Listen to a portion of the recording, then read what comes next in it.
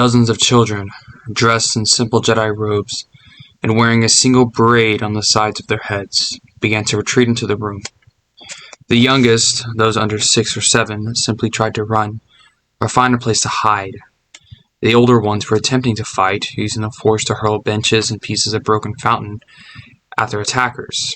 Some were firing captured blaster rifles, while a few were trying to use their newly constructed lightsabers to ricochet bolts at the unseen enemy. For the most part, they failed miserably but bravely, deflecting half a dozen or a dozen attacks before one sneaked through and knocked them off their feet. The teenagers came next, backing into the room with their lightsabers whirling, weaving a wall of flashing energy before a column of advancing infantry. Dressed in what appeared to be early stormtrooper armor, the soldiers assaulted ruthlessly, cutting down fleeing 4-year-olds with the same brutal efficiency with which they slaughtered the Padawans. Han had been just a boy in Garrus Strike's band of vagabonds when the Separatists tried to break away from the Old Republic, but he had seen enough of the war to recognize the finned helmets and independent joint covers on the white armor the soldiers wore. Clone troopers. R2-D2 gave a confirming tweet. A huge Jedi with stooped shoulders and a gnarled face backed into view, anchoring the line of teenage defenders, his lightsaber sending a bolt after bolt back at the attackers, lashing out to cut down one trooper after another. A pair of Padawans stepped in to support his flanks, and the entire line stopped falling back, the lightsabers of the young Jedi weaving an impenetrable wall of energy that, for a few short moments, allowed nothing past, not a blaster bolt nor a clone trooper, nor even, it seemed to Han, a stray glance.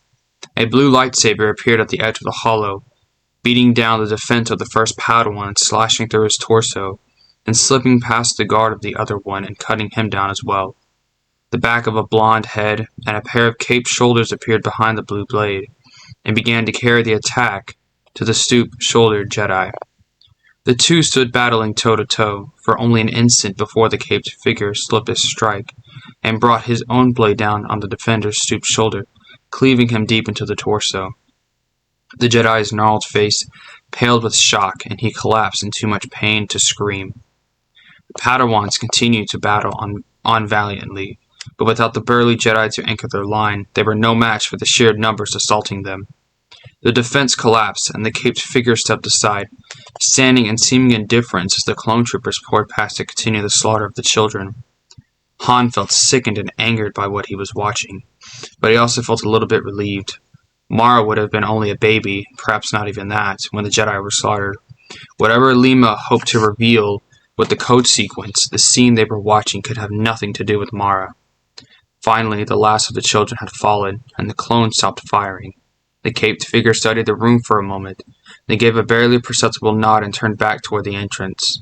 The face that stared into the cam was clouded with anger, the eyes sunken and dark, the mouth set in a grim slash, but there was no mistaking who it belonged to.